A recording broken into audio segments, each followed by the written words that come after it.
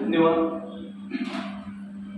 शांतीसिंह ज्येष्ठ नागरिक मंडळाचं सर्वप्रथम तर मी आभार मानतो की त्यांनी सायबर पोलीस स्टेशनला ह्या अत्यंत महत्त्वाच्या आणि तेवढं दुर्लक्षित विषयासाठी मार्गदर्शन करण्यासाठी आम्हाला आमंत्रित केलं. आमच्या पोलीस स्टेशनतर्फे आम्ही प्रयत्न करतोच की जास्तीत जास्त लोकांपर्यंत पोहोचून हे नवीन जे सायबर फ्रॉडचे प्रकार चालू आहेत, ऑनलाईन फ्रॉडचे असतील किंवा सोशल मीडियाचे जसे की इंस्टाग्राम फेसबुकचे अकाउंट आहेत, त्यावरून जे काही फ्रॉड चालू आहे त्याची माहिती लोकांपर्यंत जास्तीत जास्त प्रमाणात पोहोचण्याचा आम्ही प्रयत्न करत असतो. त्यामध्ये विविध कॉलेजवर, शाळेमध्ये, ज्येष्ठ नागरिक संघटना असतील, महिला मंडळ असतील किंवा कॅम्प्स असतील, NSS कॅम्प, या ठिकाणी आम्ही जाऊन प्रत्येक प्रबोधन करत असतो. कारण काय की सायबर फ्रॉडचा प्रकार हा रोज बदलत असतो. काही दिवसापूर्वी जे फ्रॉड चालत होते ते लोकांना माहिती होईपर्यंत दुसरा नवीन काहीतरी प्रकार सायबरच्या फ्रॉडमध्ये येत असतो आणि त्याच्या बाबतीत आपल्याला माहिती नसतात, त्यामुळं आपली फसवणूक होत असते. त्यामुळे सायबर अवेअरनेस करणे हाच जास्त त्यासाठी उपाय आहे. सायबर फ्रॉडपासून वाचायचं असेल तर त्यामध्ये अवेअरनेस असणे, त्याची माहिती असणे आणि त्यामध्ये काय काळजी घ्यावी लागेल याची आपल्याला इतकं माहिती असणे खूप गरजेचं आहे.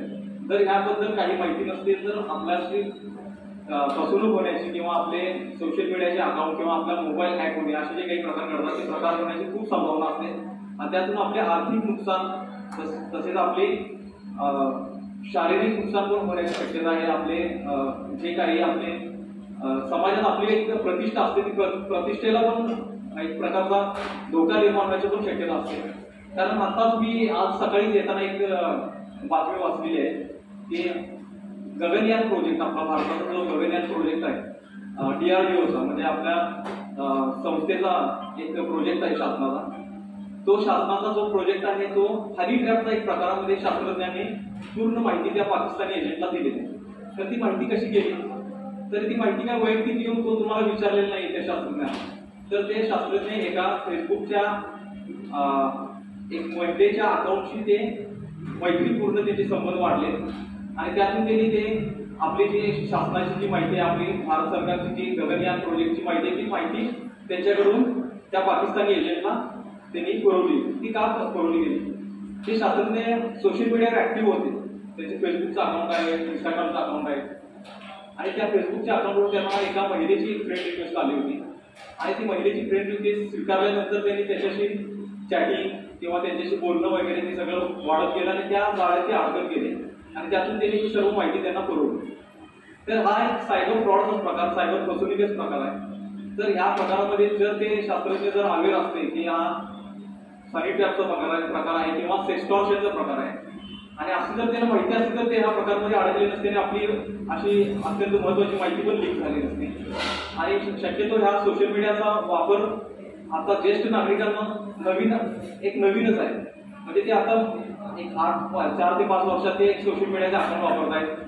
जसे की व्हॉट्सअप आहे, इंस्टाग्राम आहे, फेसबुक आहे, ते वापरणं फक्त त्यांना माहीत आहे. पण त्यामध्ये काय काळजी घ्यायची असते आणि त्यामध्ये काय प्रायव्हसी सेटिंग्स आहेत किंवा त्यामध्ये सेटिंग काय काय आहे हे त्या ज्येष्ठ नागरिकांना एवढी त्याची कल्पना नाही आणि त्यातून त्यांची आर्थिक फसवणूक पण झालेली आहे, सेक्स्टॉर्शन सारखे प्रकार पण घडलेले आहेत. त्यामध्ये लाखों रुपये त्यांनी त्याचे एका व्यक्तीला त्यांनी देऊन बसलेले. त्यामुळे हे माहिती असणे खूप महत्वाचं आहे आणि आमचा हाच प्रयत्न असतो की जास्तीत जास्त समाजातील सर्व स्तरावर याची माहिती आमच्या पोलीस स्टेशनतर्फे सर्वांना माहिती होईल याचा आम्ही प्रयत्न करत असतो. तर सुरुवातीला आम्ही तुम्हाला ऑनलाईन फ्रॉडचे काही प्रकार सांगणार आहे की शक्यतो की आता चालू असलेले ट्रेंड आहे, जे सुरुवातीला पहिला चालू आपल्याला माहिती आहे की OTP द्यायचं नाही, आपण ऐकून माहित आहे काय का पण आपल्याला सांगतात, पेपरमध्ये वाचलेलं आहे, पोलिसांतर्फे पण प्रबोधन चाललेलं आहे की OTP देऊ नये, कोणत्याही प्रकारचं OTP कोणाला शेअर करायचं नाही. ह्या गोष्टी आता समाजातील बऱ्यापैकी लोकांना माहीत झाल्या, परंतु OTP न देता पण फ्रॉड झालेले आणि होत आहे. OTP द्यायची पण आवश्यकता नाहीये. तुमचा मोबाईलचा पूर्ण ताबा मिळवून त्यातून हॅकिंगचे प्रकार घडवून तुमच्या बँकेचे अकाउंट पूर्णपणे स्कॅमर रिकाम करताय. आपल्याला वाटत असेल की आपण OTP न देता कसं काय स्कॅम होतो, तर ते स्कॅम होण्याचे प्रकार आहेत. तुमच्या मोबाईलमध्ये व्हायरस कसा इन्स्टॉल केला जातो, तुम्ही कोणत्या लिंकवर क्लिक केले की तुमचा मोबाईल हॅक होतो, हे सर्व प्रकार मी तुम्हाला थोडक्यात आता प्रेझेंटेशन तुम्हाला दाखवत जाईल. सायबर फ्रॉडचा प्रकार असा आहे की हा फ्रॉड आपल्याशी कोण करतो हे आपल्याला अजिबात माहिती. आपल्याला फिजिकली जी गुन्हे करतात ते आपल्याला माहित आहे की आपल्याशी कोणतर आपल्याला मारण्यासाठी येतोय किंवा काहीतरी हत्यार घेऊन आपल्यासमोर आपल्याला दुखापत करायला येतोय आणि आपण त्यांना रोखण्याचा प्रयत्न करू शकतो. पण तेच हत्यार घेऊन एखादा व्यक्ती आपल्या मागून येत असेल, आपल्या पाठमोरे जर तो वार करत असेल तर आपल्याला ही कल्पना येणार नाही की आपण त्याच्याशी कसा बचाव करायचा. सायबरच्या गुन्ह्यामध्ये हाच प्रकार असतो किंवा हाच एक टेंडन्सी आहे की तुमच्याशी जेव्हा सायबर फ्रॉड होतो त्याच वेळी आपल्याला समजते की आपली काहीतरी फसवणूक झालेली आहे. पण ही फसवणूक होत आहे हे आपल्या लक्षात येत नाही. आणि स्कॅमर आपली मानसिकतेचा एवढा अभ्यास त्यांनी केलेला असतो की तुम्हाला ते बोलण्यात एवढं गुंतवतात किंवा तुमचा विश्वास संपादन करतात आणि त्यातून आपण आपली वैयक्तिक माहिती, आपली बँकिंगची माहिती किंवा आपली पर्सनल जी काही गोपनीय माहिती असेल ते आपण त्याचे शेअर करून बसतो. आता सायबर फ्रॉड मध्ये आम्ही दोन प्रकार केलेले आहेत, एक ऑनलाईन फ्रॉड होता आणि एक सोशल मीडियावर होणारे फसवणूक. आता ऑनलाईन फ्रॉडचं मी तुम्हाला सांगत आहे की ऑनलाईन व्यवहार करायचे जसं काय इंटरनेट जसं वाढत गेलं तसं आता आपण बँकिंगचे व्यवहार सर्व इंटरनेटच्या मार्फतीने किंवा नेट बँकिंग किंवा गुगल पे, फोन पे सारखे सोशल मीडिया, गुगल पे, फोन पे सारखे आपले युपीआयच्या ऍप्लिकेशनद्वारे आपण व्यवहार करतो. आता प्रत्येकाच्या मोबाईलमध्ये मला वाटतं गुगल पे किंवा फोन पे असतीलच, बरोबर आहे. त्याला पिन आपण टाकलेला असतो, तो पिन कोणाला शेअर करायचा नसतो एवढं लक्षात ठेवायचं आहे. पण हा पिन शेअर केल्यानंतरही आपल्या गुगल पेच्या मार्फतीने ते आपल्या बँकेच्या अकाउंटमध्ये ते अनधिकृतपणे प्रवेश करू शकतात आणि त्या मार्फतीने ते पूर्ण आपला अकाउंटचा ऍक्सेस घेऊन अकाउंटमधून पैसे सर्व रिकव्हर करू शकतात. तर हे सर्व आता ऑनलाईन व्यवहार करण्याचे प्रकार आहेत. एटीएमचा वापर करतो, क्रेडिट कार्डचा वापर करतो. तर एटीएम कार्डमध्ये आपण पाहतोय की एटीएम कार्ड आणि क्रेडिट कार्डमध्ये काही नंबर असतात आणि त्यामध्ये आपल्याला एक्सपायरी डेट वगैरे दिलेले असते त्या एटीएम कार्डवर. आणि एटीएम कार्डच्या बॅक साईडला एक 3 अंकी नंबर असतो, त्याला म्हणतात सीव्हीव्ही नंबर. एटीएम कार्ड सर्वजण वापरतात ना, आता पेन्शनर्स असतील तर ते एटीएम कार्ड तुम्ही वापरत असतील, ते एटीएम कार्डच्या बॅक साईडला एक 3 अंकी नंबर असतो, त्याला म्हणतात सीव्हीव्ही नंबर. तो सीव्हीव्ही नंबर हा कुणाशीही शेअर करायचा नसतो. आता ज्येष्ठ नागरिकांना एटीएमच्या मार्फतीने व्यवहार करताना अडचणी येतात. आमच्याकडून केसेस आलेले आहेत की एटीएम मध्ये गेलेले आहेत पण त्यांना पैसे काढायला जमले नाही. तेव्हा ते शेजारी उभारलेला किंवा बाजूला असलेल्या व्यक्तीला आपण मदत करण्यास सांगतो आणि एटीएम कार्ड त्यांच्या हातात देतो. पण ते शिताफीने काय करतात की आपलं एटीएम बदलतात, सेम त्याच प्रकारचा एटीएम तुमच्या हातात देतात आणि निघून जातात आणि सांगतात की एटीएम मधून व्यवहार होत नाही, काहीतरी टेक्निकल प्रॉब्लेम आहे आणि आपल्या हातात एक दुसरा एटीएम हातात देऊन जातात. पण ती गडबडीत आपण बघत नाही आणि थोड्या वेळानंतर आपल्या लक्षात येते की आपल्या अकाउंटमधून पैसे गेलेले आहेत. त्यामुळे एटीएम मध्ये जेव्हा आपण जातो पैसे काढायला त्यावेळी कोणाचीही त्रयस्थ व्यक्तीची मदत घ्यायची नाहीये. बँकेचे अधिकारी किंवा बँकेचे जे बाहेर सिक्युरिटी गार्ड असतील त्यांची मदत घ्यायची. एटीएम कुणाच्याही हातात द्यायची नाही. एटीएमचा पिन कधीही आपल्या एटीएमवर किंवा एटीएमच्या कार्डवर कधी कुठे लिहून ठेवायचं नसतं, आपल्याला लक्षात राहत नसतं. त्यामुळे आपण एटीएमच्या जे कव्हर असतं कव्हरवरच लिहून ठेवतो आपण पिन. तर ते पिन तसं कधी लिहून ठेवायचं नाही, कारण एखाद्या वेळेस जर एटीएम काढा झालं तर त्या एटीएमच्या बरोबर आपली सर्व माहिती घेतलेली असते आणि त्यातून एटीएम पिन मिळाला की ते अकाउंटमधून पैसे काढतात. असे प्रकार आमच्या पोलीस स्टेशनमध्ये आलेले आहेत. एटीएम ते येऊन सांगतात की साहेब एटीएम माझ्याकडेच आहे पण पैसे तर माझ्या अकाउंटवरून एटीएम मधून चालले आणि त्यावेळी आम्ही जेव्हा एटीएम चेक करतो तेव्हा ते दुसऱ्याच्याच नावाचं एटीएम त्यांच्या हातात असतं की त्यांना ते समजत सुद्धा नाही की आपलं एटीएम एक्सचेंज केलेलं आहे, एटीएम बदललं गेलेलं आहे. त्यामुळे असे एटीएमच्या मशीनमध्ये जातो त्यावेळी आपण ही काळजी घेणे खूप महत्त्वाचं आहे. तसेच आपल्याला एक SMS किंवा लिंक्सद्वारे आपल्याला मेसेज प्रत्येक वेळी येत असतो. मेसेज तुम्ही जर SMS जर बघत असाल तर त्यामध्ये कधी कधी असे मेसेज असतात की आपले बँकेचे अकाउंट सस्पेंड होणार आहे किंवा आपण KYC आपली पूर्ण नाही आहे, KYC पूर्ण नाही आहे त्यामुळे तुमचं बँक अकाउंट बंद होणार आहे. जर हे KYC अपडेट करायचं असेल तर लिंकवर क्लिक करून तुमची माहिती भरा अशी मेसेज येतात. बहुतेक जणांना हे मेसेज आलेले पण असतील, कोणी दुर्लक्ष केलं असतील, कोणी काहीतरी त्या लिंकवर क्लिक केले असतील तर क्लिक केल्यानंतर त्याचे पैसे सुद्धा गेलेले. तर त्यामध्ये कसा प्रकार होतो, अशी काही लिंक्स येत असतात त्यामध्ये तुम्हाला बँकेचे मेसेज असतील, कधी कधी क्रेडिट कार्डचे मेसेज पण असतात की क्रेडिट कार्डचं तुम्हाला बोनस एवढं मिळालेलं आहे आणि ती बोनस जर रिडीम करायचं असेल, रिडीम म्हणजे ते बोनसची क्रेडिट जे काही पॉईंट्स असतील, तुम्हाला जर ते पॉईंट्स पाहिजे असतील तर ते पैशामध्ये कन्वर्ट करण्यासाठी, म्हणजे तुमच्या अकाउंटवर 5-10 हजार रुपये येतील जर त्या लिंकवर क्लिक केलं तर. अशी काही मेसेज जेव्हा येतात त्यावेळी आपण न कळतपणे जेव्हा लिंकवर क्लिक करतो, त्या लिंक न कळत त्या लिंकवर क्लिक केल्यामुळं आपल्या बँकेसारखेच अशी पेज ओपन होतात. ते आता SBIचं एक पेज आहे, आमच्या पोलीस स्टेशनला आलेले, आम्ही त्याच्या स्क्रीनशॉट मारून PPT तयार केले, म्हणजे आमच्या अनुभवातून आमच्या समोर येणाऱ्या उदाहरणातून आम्ही तुम्हाला दाखवतोय. काही काल्पनिक किंवा काही आमच्या मनाने तयार केले अशी काही पेजेस असतात ते. त्या पेजमध्ये तुम्हाला बँकेची पूर्ण SBIचं असेल किंवा ऍक्सिस बँक असेल, जे काही असेल सेम तसंच तुम्हाला एक पेज दिसेल. तुम्हाला ते वाटेल की खरंच ते बँकेचंच पेज आहे किंवा बँकेचीच वेबसाईट आहे. आणि आपण न कळतपणे आपलं जेव्हा इंटरनेट बँकिंगचं युजर ID, पासवर्ड, कधी कधी ATMचा पिन, ह्या गोष्टी त्या पेजमध्ये विचारलेल्या असतात.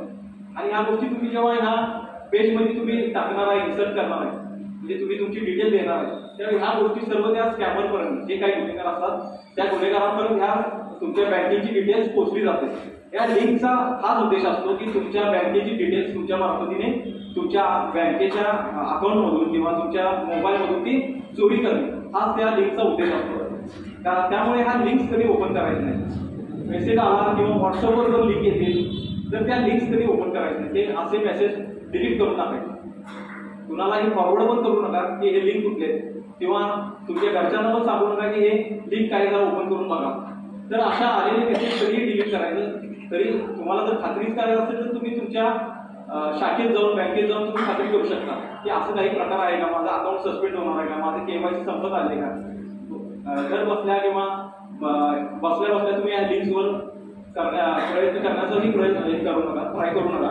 तसाच मेसेज एका मध्यंतरी इलेक्ट्रिसिटी बिलचं येत होतं. तुम्हाला माहित असेल इलेक्ट्रिसिटी बिल कट होणार म्हणून असे एक मेसेज मागच्या 1-2 वर्षापूर्वी सारखा चालू असायचा. धुमाकूळ होता त्या मेसेजचा अक्षरशः.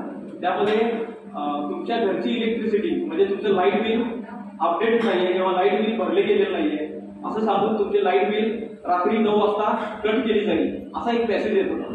प्रत्येकाच्या मोबाईलवर हा मध्यंतरी खूप मेसेज येत होते आणि त्या मेसेजमध्ये अशीच एक लिंक पाठवत होते. आणि त्या लिंकवर जेव्हा क्लिक करत होतो त्यावेळी ते बँकिंगची डिटेल्स घेऊन आपला फ्रॉड करत होता.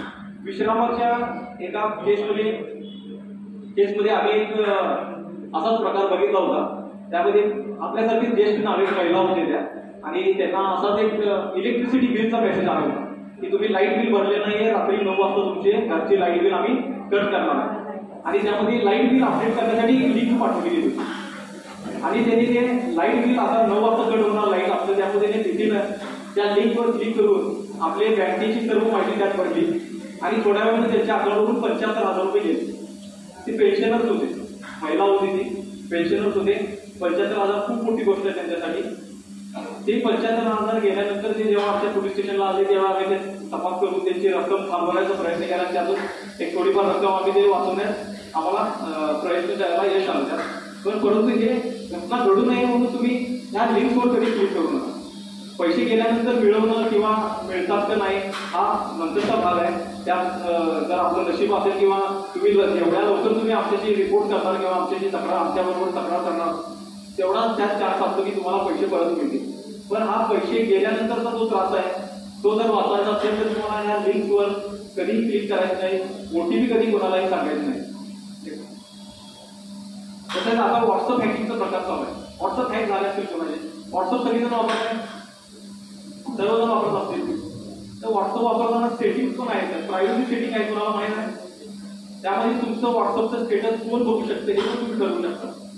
किंवा व्हॉट्सअपला तुम्ही पिन पण टाकू शकता. व्हॉट्सअप ओपन करायच्या आधी तुम्हाला त्याचं कोड किंवा पिन पण तुम्ही टाकू शकता. त्या सेटिंग्समध्ये तुमच्या व्हॉट्सअपच्या प्रायव्हसी सेटिंगमध्ये तुम्ही बघून घ्या. त्यामध्ये 2 फॅक्टर ऑथेंटिकेशन किंवा 2 फॅक्टर ऑथेंटिकेशन आणि 2 स्टेप व्हेरिफिकेशन असे 2 तुम्ही ऍक्टिव्हेट करून घ्या, ऑन करून घ्या. त्यामध्ये कसं होतं, जोपर्यंत तुम्ही तिथं पिन टाकणार नाहीये तोपर्यंत तुमचं व्हॉट्सअप ओपन होणार नाही. जरी तर कोण ऍक्सेस घ्यायचा किंवा हॅक करायचा जरी प्रयत्न केला तरी जोपर्यंत पिन कोणाची शेअर होणार नाही किंवा पिन कोणाला माहिती नाहीये तोपर्यंत तुमचं व्हॉट्सअप हॅक होणार नाही. तर हा व्हॉट्सअपचा हॅकिंग आता सर्वात जास्त असं चालू आहे. प्रत्येक ग्रुपवर कोणता APK फाईलचा मेसेज आला. लक्षात ठेवा, APK फाईल, APK हा वर्ड तुम्ही लक्षात ठेवा. आता सध्या आता चालू आहे विवाह निमंत्रण .apt असे फाईल व्हॉट्सअपच्या ग्रुपवर पडायचे चालू आहे. विवाह निमंत्रणच्या फाईल आल्या. ते फाईल टाकण्याचा उद्देश काय? हा स्कॅमर टाकत असतो. उद्देश काय असतं? एक तर तुमची उत्सुकता काय आहे, तेव्हा उत्सुकता जोपर्यंत माणसात असते तोपर्यंत आपण कोणत्याही गोष्टी करत नाही, किंवा भीती तरी जोपर्यंत दाखवत नाही तोपर्यंत त्या गोष्टी आपण आपल्याकडूनही करून घेऊ शकत नाही. त्यामुळे एक तर तुमचा लोभ किंवा तुमची भीती या दोन गोष्टींचा वापर करून तुमच्या तिथे फसवणूक करत असतात. त्या एपीटी फाईलमध्ये असंच आहे.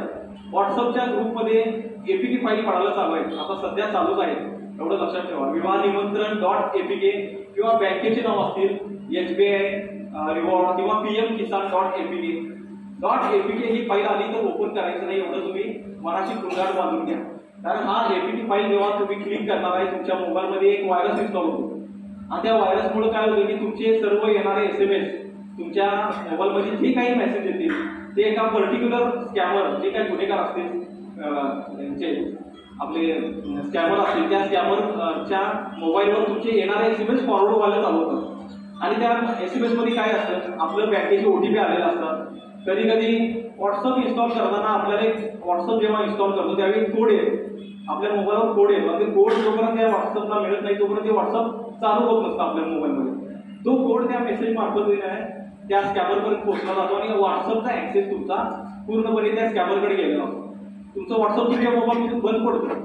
तुम्हाला ते समजत सुद्धा नाही की आपलं व्हॉट्सअप बंद पडलेला आहे, आपलं व्हॉट्सअप आपल्याला ओपन पण होत नाही आणि तो व्हॉट्सअप त्रयस्थ व्यक्तीकडे चालू असतो जो स्कॅमर असतो. आणि त्या व्हॉट्सअपवरून ते काय करतात, कधी कधी बँकिंगचे मेसेज पाठवतात तुम्हाला फसवण्यासाठी. तुमचं व्हॉट्सअपचा DP पण चेंज करतात, त्याच्यावर बँकेचा लोगो लावतात, SBI, ऍक्सिस बँक, जे व्हॉटेवर जे असेल ते बँकेचा लोगो लावतात आणि लोकांना मेसेज टाकायला चालू करतात, असे लिंक्स पाठवतात. त्यासाठी तुमचा व्हॉट्सअपचा नंबरचा यूज करतात. कधी कधी त्या व्हॉट्सअपच्या अकाउंटवरून तुमच्या अश्लील व्हिडिओ पण पाठवायला चालू करतात. म्हणजे अशी काही अश्लील व्हिडिओ, पोर्न व्हिडिओ ते पाठवतात ग्रुपमध्ये आणि त्यामुळे आपल्या नंबरचा किंवा आपल्या परिचितांच्या जे आपला ग्रुप आहे, आपल्या फॅमिलीचा ग्रुप असेल, आपल्या मित्रमैत्रिणींचा ग्रुप असेल, त्या व्हॉट्सअप ग्रुपवर ते अश्लील व्हिडिओ पडायला चालू करतात आपल्या नंबरवर. पण तो नंबर आपल्याकडे नाहीये, त्यामुळे गैरसमज लोकांचा होतो की हा प्रकार हा तुम्हीच केलेला आणि तुमच्याकडे बघण्याचा दृष्टिकोन चेंज होतो. कधी कधी व्हॉट्सअप हॅकिंगच्या प्रकाराबरोबर तुमचे बँकेचे अकाउंट सुद्धा हॅक होतात त्या एपीके फाईलवर. त्यामुळे अकाउंट पण रिकामी झालेले आहे. त्यामुळे एपीके फाईल डाउनलोड करायची नाही. एपीके फाईल डाउनलोड करायला काय झालं, एक छोटंसं उदाहरण मी देतो. तासगावच्या एका नामांकित शैक्षणिक संस्थेत एक शिक्षक होते.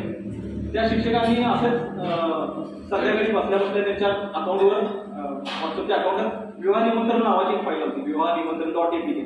आणि ती विवाह निमंत्रणची फाईल असेल हे समजून त्यांनी त्या अकाउंटवर क्लिक केलं आणि थोड्या वेळानंतर त्यांचं व्हॉट्सअप हॅक झालं रात्रीमध्ये. तर त्यांना ते लक्षात आलं की आपलं व्हॉट्सअप बंद पडलेलं आहे आणि सकाळी त्यांना अचानक फोन यायला चालू झाले. त्यामध्ये त्यांची संस्था चालकांचे फोन होते, काही पालकांचे फोन होते, काही विद्यार्थ्यांचे फोन होते की सर तुम्ही हे असले कसले व्हिडिओ आमच्या व्हॉट्सअपवर पाठवताय. ते संस्था चालकांच्या शैक्षणिक संस्था चालकांच्या व्हॉट्सअपच्या ग्रुपवर सुद्धा ते अश्लील व्हिडिओ पडत चालतात.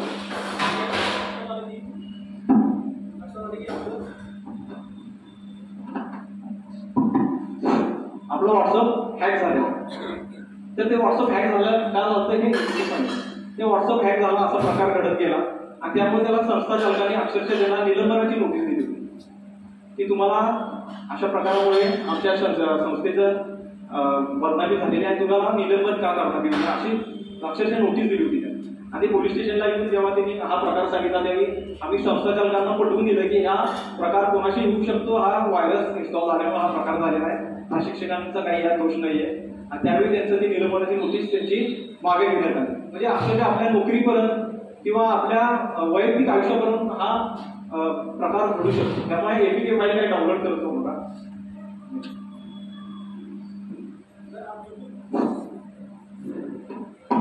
कुठून एपीके फाईल डाउनलोड झाली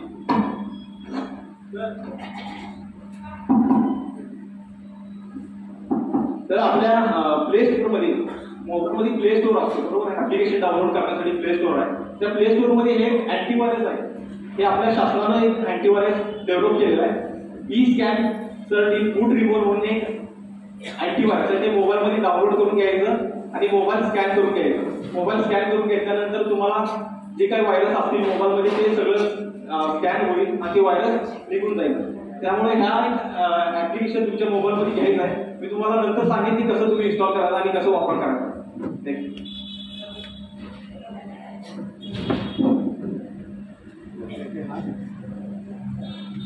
त्याचबरोबर आता मी सर्वात महत्त्वाचा एक स्कॅम सांगतो. हे ज्येष्ठ नागरिकांशी होणारा सर्वात मोठा प्रकार आहे आणि यामध्ये लाखों रुपये जातात. याला माझा डिजिटल अरेस्ट स्कॅम. तुम्ही आता बघता की फोन लावला की एक रिंगटोन चालू आहे. बँक अधिकारी, सीबीआय अधिकारी असं सांगून कोण व्हिडिओ कॉल करत असतील तर ते उचलू नका. एक आपण कॉल केला की आपल्याला रिंगटोन पहिला ऐकू येते. आता तर तो प्रकार असतो डिजिटल स्कॅमचा. डिजिटल त्यामध्ये काय होतं, हे स्कॅमर ज्येष्ठ नागरिक जे गव्हर्नमेंट ऑफिसर होते, डॉक्टर होते किंवा जे मोठ्या पदावर होते आणि ते रिटायर झालेले आहेत, त्यांच्याकडे पैसा भरपूर आहे, अशा लोकांना त्यांनी टार्गेट केलेलं आहे. त्यामध्ये तुम्हाला एक व्हिडिओ कॉल डायरेक्ट येतो आणि त्यात सांगितलं जाते की तुमच्या मोबाईल नंबरचा मिसयूज होत आहे, तुमच्या आधार कार्डचा मिसयूज होत आहे आणि त्या मोबाईल नंबरवर तुमच्या नावावर जो मोबाईल नंबर आहे त्या मोबाईल नंबर मनी लॉन्ड्रिंगचा प्रकार घडलेला आहे. मनी लॉन्ड्रिंग सारखा प्रकार घडलेला आहे आणि तुम्हाला आम्ही तुमची इन्व्हॉल्वमेंट असल्यामुळे तुम्हाला मी अरेस्ट करतो. तर त्या तुम्हाला व्हिडिओ कॉल केला होतो आणि व्हिडिओ कॉलवर तुम्हाला अक्षरशः ते समोर एक पोलीस बसल्यासारखं तुम्हाला दिसतील. त्यांनी एक सेटअपच लावलेला असतो पूर्णपणे. पोलीस अधिकारी बसलेला आहे, कधी सीबीआय ऑफिसर असं बसलेला असं माझा त्यांनी बोर्ड वगैरे लावलेला असतो आणि तुम्हाला ते व्हिडिओ कॉलवर थांबून ठेवतात आणि तुम्हाला सांगितलं जातं की तुम्हाला आम्ही डिजिटल अरेस्ट केलेलं आहे. डिजिटल अरेस्ट म्हणजे आम्ही तुम्ही व्हिडिओ कॉलवर तुम्हाला अरेस्ट केलेला आहे, तुम्ही व्हिडिओ कॉल सोडून जाऊ शकत नाही. गेला तर आम्ही तुमच्या घरी येऊन तुम्हाला, तुमच्या फॅमिलीला, तुमच्या मैत्रिणींचे किंवा तुमच्या फॅमिलीच्या मेंबर्सना आम्ही अटक करेल अशी तुम्हाला भीती घातली जाते. आणि ह्या भीती घालण्याबरोबरच तुम्हाला ते अटक जर टाळायची असेल तर तुम्हाला ते पैशाची मागणी करतात. पैशाची मागणी करतात. कधी कधी सांगितलं जाते की तुमच्या अकाउंटवर जी काही रक्कम आली आहे त्याचं व्हेरिफिकेशन करावं लागेल आणि खरंच जर मनी लॉन्ड्रिंगची अमाऊंट नसेल, रक्कम नसेल तर तुम्हाला ती आम्ही परत केली जाईल. पण त्यापूर्वी तुम्हाला सीबीआयचं एक अकाउंट असतं किंवा पोलीस अधिकाऱ्यांचं एक पोलीस स्टेशनचं एक अकाउंट आहे, त्या अकाउंटवर तुम्हाला पैसे ट्रान्सफर करावे लागतील असं सांगून तुमच्याकडून ते पैसे काढतात.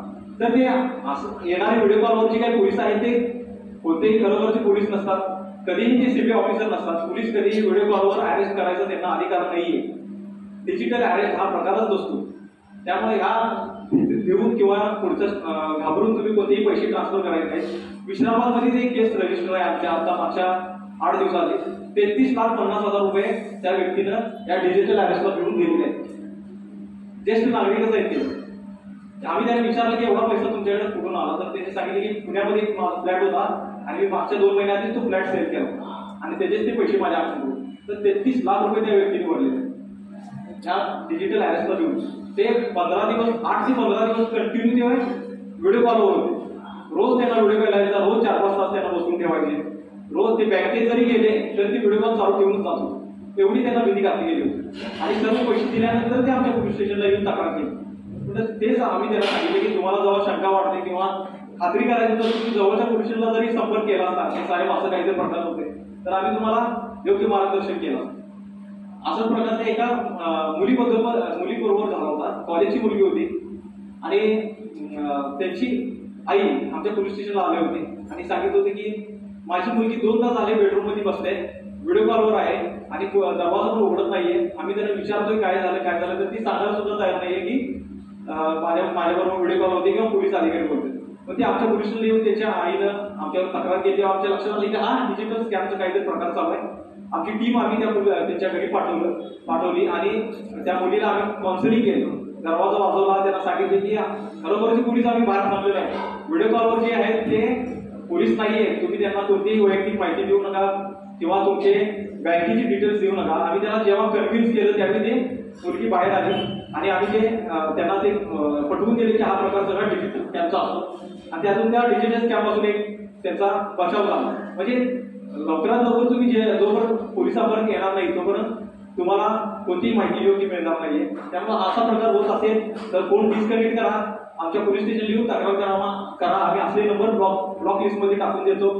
टेलिकम्युनिकेशन कंपनीला किंवा आमच्या दूरसंचार विभागाला आम्ही असे नंबर कळवून ते नंबर कायमस्वरूपी बंद करून टाकतो. नेक्स्ट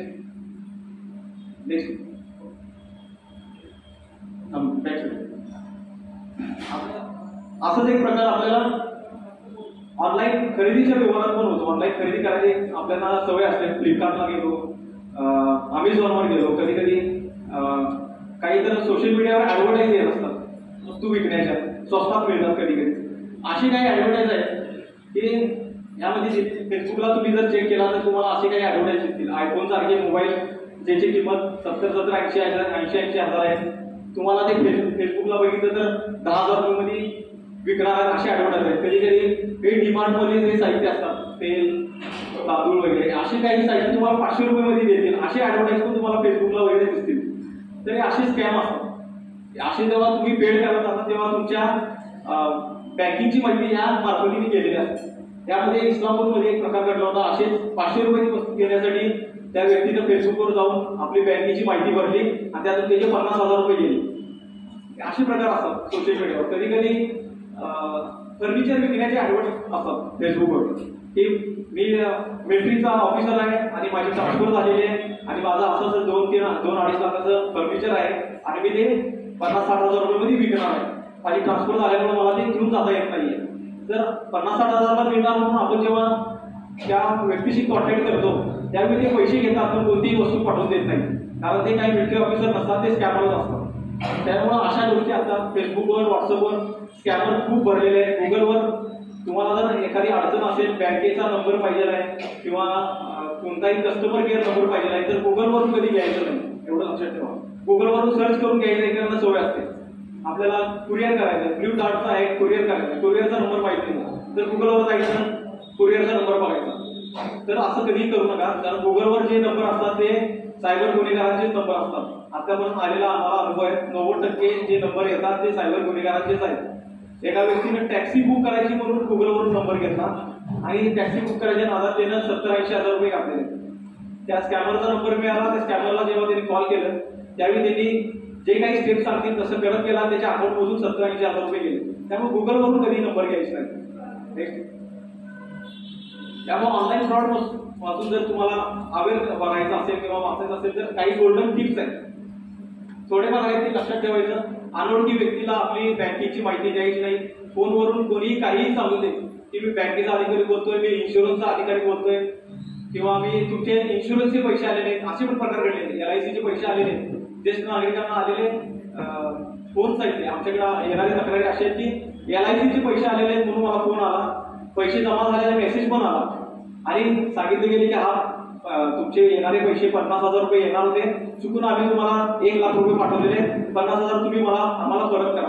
आणि 50,000 त्या ज्येष्ठ नागरिकांनी ते परत सुद्धा केले, पण अकाउंटवर बघितलं तर कोणतेही 1 लाख रुपये आलेले नव्हते. त्यांनी फक्त मेसेज तयार करून पाठवला होता. पैसे क्रेडिट केलेले मेसेज तयार करून सुद्धा ते पाठवतात. त्यामुळे असे मेसेज आले की अकाउंट सुद्धा खात्री करायची की अकाउंटवर कोणते पैसे आलेले आहेत का, लगेच कोणतेही रिटर्न करायला किंवा पैसे परत द्यायला गडबड करायची नाही. तसंच आपले OTP कधी द्यायचे नाही, CVV नंबर सांगायचे नाही, APK फाईल डाउनलोड करायची नाही. थर्ड पार्टी ऍप्लिकेशन म्हणजे गुगलवरून किंवा फेसबुकला, व्हॉट्सअपला, इंस्टाग्रामला असे ऍप्लिकेशन चे मेसेज आलेले असतात, डाउनलोड करा. शेअर मार्केटचे ऍप्लिकेशन असतात, शेअर मार्केटमध्ये इंटरेस्ट असेल तर शेअर मार्केटचे ऍप्लिकेशन येतात, तर ते ऍप्लिकेशन कधी डाउनलोड करायचे नाही. त्यामध्ये हे असतात ते स्कॅमर्स असतात. शेअर मार्केटमध्ये पण फ्रॉड झालेले आहेत. शेअर मार्केट कोण आता सध्या करते का? शेअर ट्रेडिंग कोण करतं? शेअर ट्रेडिंग करत असताना तर ऑथेंटिक जे ऍप्लिकेशन आहेत, झिरोधा किंवा ग्रो असे जे ऍप्लिकेशन आहेत किंवा ब्रोकर्स आहेत त्यांच्या मार्फतीनेच करा. तुम्हाला कमी पैसे गुंतवणुकीत जास्त परतावा मिळेल असे काही ऍडव्हर्टाईज असतील तर त्यात गुंतवणूक करू नका. त्यामध्ये पूर्णपणे स्कॅमच असतो.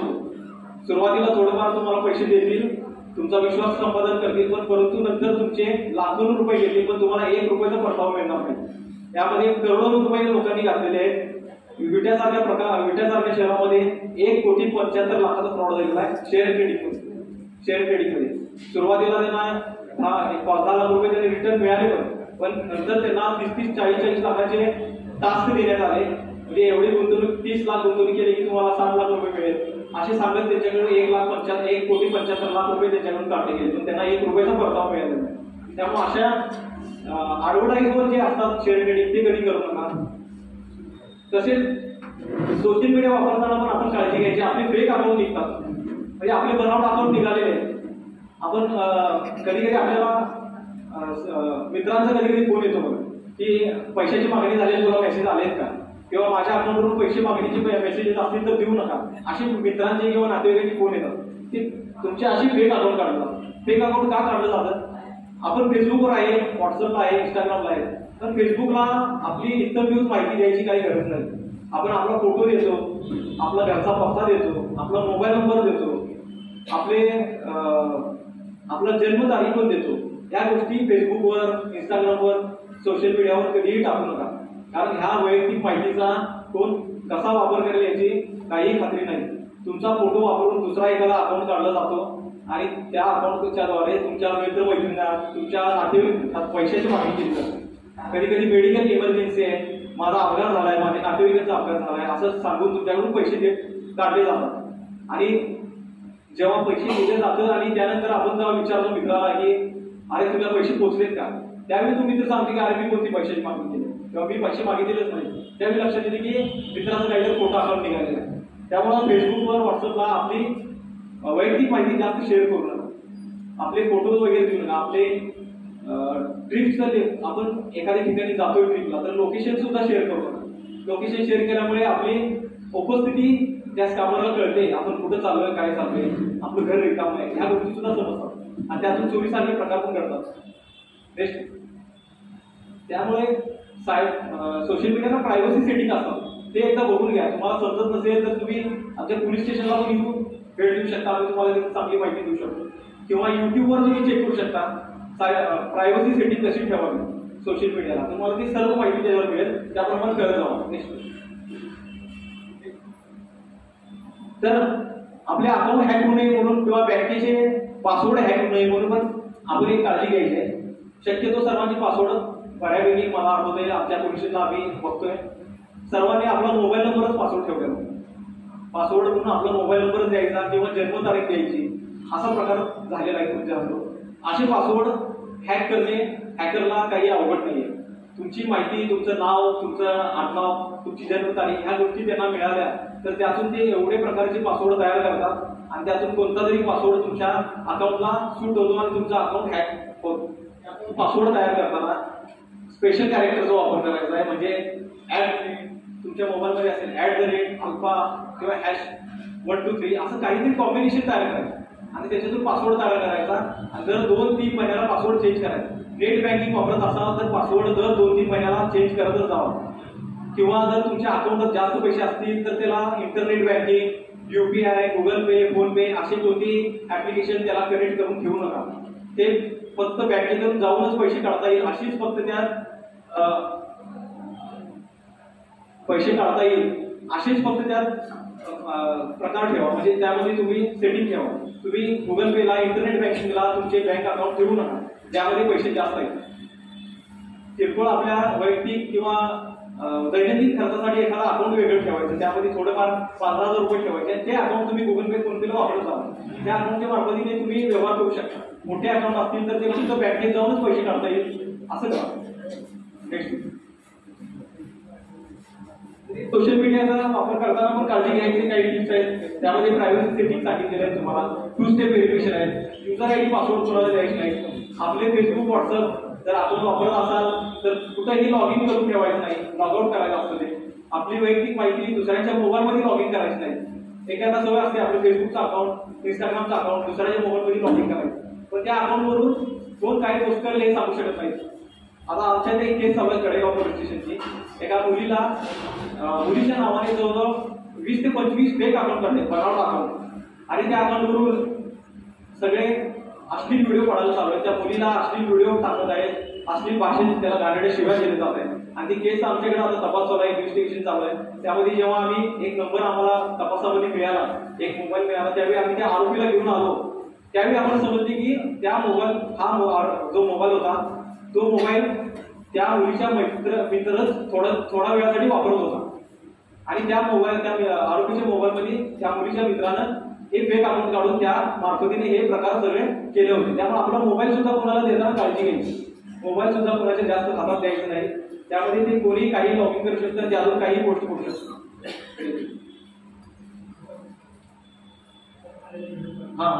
व्हिडिओ कॉलचा एक प्रकार आहे, सेक्सटॉर्शनचा म्हणतात तुम्हाला. आता तुम्हाला ते जे हनी ट्रॅपचा प्रकार सांगितलं तसंच सेक्सटॉर्शनचा एक प्रकार आहे. फेसबुक वापरत असाल तर काळजी घ्यायची. डायरेक्ट जर व्हिडिओ कोणता आला, व्हिडिओ कॉल येईल किंवा कधी एखादा मुलीचा मेसेज येतो, ज्येष्ठ नागरिकांना टार्गेट केलेला हा प्रकार आहे. त्यामध्ये एका मुलीचा डायरेक्ट फेसबुकला किंवा तुमच्या इंस्टाग्रामला मेसेज येईल हाय म्हणून, आणि तुम्ही जर त्या हायला जर प्रत्युत्तर म्हणून हॅलो म्हणून जर दिला तर तुम्ही त्यात अडकणार, एवढं लक्षात ठेवा.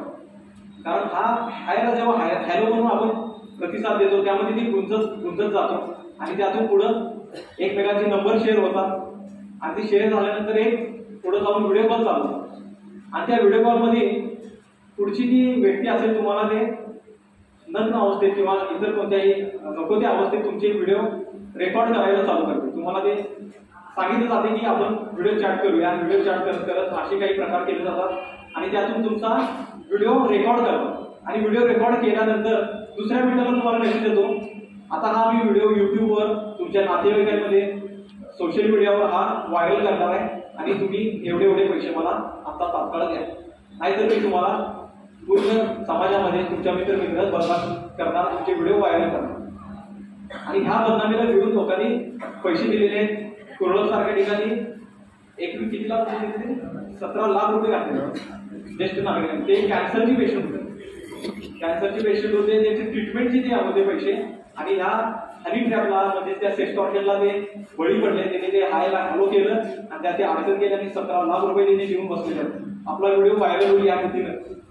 तर असे प्रकार होतात. आपण लक्षात ठेवलं पाहिजे की आपल्याला हाय करणारी ती मुलगीला काय इंटरेस्ट आहे, आपल्याशी तिची ओळख नाहीये, काय नाहीये, आपले अशी काही प्रोफाईल आपली अशी नाहीये की कोणती मॉडेल आपल्याला रिप्लाय देईल, आपली अशी पण काही प्रोफाईल नाही. त्यामुळे अशा सेक्सटॉर्शन सारख्या प्रकारामध्ये अडकू नका. रिप्लाय द्यायची नाहीये, अशाला सरळ ब्लॉक करायचे. व्हिडिओ कॉल उचलायचीच नाहीये. चुकून व्हिडिओ कॉल आला आणि आपण उचललो असं जरी घडलं तरी आपले व्हिडिओ कॉल रेकॉर्ड करतात आणि ते व्हिडिओचा फक्त मॉर्फ केला जातो, तुमचा व्हिडिओ दिसतो आणि त्याच्या खाली एखादा पोर्न व्हिडिओ लावला जातो आणि त्यातून ते ब्लॅकमेलिंग चालू होतं. त्यामुळे व्हिडिओ कॉल कधी उचलायचे नाही. ज्येष्ठ नागरिकांना आपल्याला समजत नाही की व्हिडिओ कॉल आलाय आणि आपण काय करावं. सरळ कट करा किंवा मोबाईल बंद करून द्यावा. त्या व्हॉट्सअपला सेटिंग पण आहेत की अननोन नंबरची व्हिडिओ कॉल डायरेक्ट येणार नाही, अशी काही सेटिंग्स आहेत व्हॉट्सअपला. ते पण मी तुम्हाला दाखवेन. कधी पोलीस स्टेशनला आला तर तुम्हाला मी दाखवून या सेटिंग कसं करायचं. महिलांना पण असे प्रकार झालेले. फक्त पहिला जेंट्सला टार्गेट करत होते, महिलांना डायरेक्ट व्हिडिओ कॉल येतो आणि कट होतो. व्हिडिओ कॉल आपण उचलला की लगेच कट होतो, पण त्यामध्ये तुमचा चेहरा लावतात, खाली पोर्न व्हिडिओ लावतो आणि तो व्हिडिओ तयार करून ब्लॅकमेलिंग करायला चालू. म्हणजे असं वाटतं की आपण जे फक्त पुरुषांनाच असं टार्गेट केलं आहे तर महिलांना सुद्धा हे टार्गेट केलेलं आहे. त्यामुळे व्हिडिओ कॉल उचलायचं नाही डायरेक्ट. आपला चेहरा दिसेल असं कधी काही व्हिडिओ कॉल उचलायचा असेल तर खात्री करा आपलाच आहे का, किंवा जो व्हिडिओचा जो पुढचा कॅमेरा असतो कॅमेरा बंद करून ठेवायचा आणि मग उचलायचं. हे असे प्रकार घडत असतात. सोशल मीडियावरून ऑनलाईन फ्रॉड आपल्या बँकिंगच्या मार्फतीने पण होत असतात. हे काही थोडेफार जे चालणारे ट्रेंड्स आहेत मी तुम्हाला सांगितलं, त्यामध्ये कशी काळजी घ्यायची हे पण तुम्हाला सांगितलेलं आहे. आणि जर काही तुम्हाला असा प्रकारला तुम्ही बळी पडला, कधी पैसे गेले किंवा काही सोशल मीडियावर काही फ्रॉड होत असतील तर 1930 हेल्पलाईन नंबर शासनानं चालू केलेला आहे. आपल्या फ्रॉडचा कोणताही प्रकार होऊन दे ऑनलाईन फ्रॉडचा 1930 ला पहिला फोन करायचा. 1930 हा कॉल केला की आमच्या कॉल सेंटर मुंबईला आपला फोन जातो. त्यामधून सर्व बँका ट्रेस करून तुमचे गेलेले पैसे थांबवण्याचा त्यात प्रयत्न केला जातो. यामध्ये सक्सेस रेट खूप चांगला आहे. असं काही फ्रॉड झाला की 1930 वर कॉल करायचा. आणि आमचा पोलीस स्टेशनचा पण नंबर आहे, ते केळकर सरना देईल असली आमचा कॉन्टॅक्ट नंबर देईल. काही अडचण आली तर तुम्ही त्याच्यावर पण फोन करू शकता. तसेच व्हॉट्सअपमध्ये फेसबुकला सायबर दोस्त नावाचं एक अकाउंट आहे किंवा चॅनल आहे, त्याला सुद्धा फॉलो करून ठेवा. त्यावर नवीन येणाऱ्या फ्रॉडची सर्व माहिती तुम्हाला त्यावर मिळत जाईल. त्या फ्रॉडमध्ये कसा फ्रॉड होतो, त्यामध्ये काय काळजी घ्यायला पाहिजे, याच्या टिप्स येत जातात. त्या सोशल मीडिया इंस्टाग्रामला आहे, व्हॉट्सअपला आहे, फेसबुकला आहे, टेलिग्रामला आहे, सर्व ठिकाणी सायबर दोस्त गव्हर्नमेंटचं चॅनल आहे, याच्यावर तुम्ही माहिती देऊ शकता. तर असे काही तुम्हाला आता प्रकार सांगितलेले आहेत. मी अपेक्षा करते की तुम्हाला यातून थोडंफार तरी तुम्हाला माहिती होईल. कारण अवेअरनेस हा मार्ग आहे, दुसरा कोणताही मार्ग नाहीये. टेक्नॉलॉजी अजून एवढी पुढे गेली नाही की तुम्हाला फ्रॉड होण्यापासून रोखू शकेल. शेवटी तुमचाच हात चालणार आहे, तिथं तुमचंच डोकं चालणार आहे. आणि अशा वेळी तुम्ही जर थांबा आणि विचार करा, या गोष्टीचा जर अवलंब केला तर तुमचा फ्रॉड होणार नाही हे मी खात्रीशीर सांगतो. धन्यवाद. थँक्यू.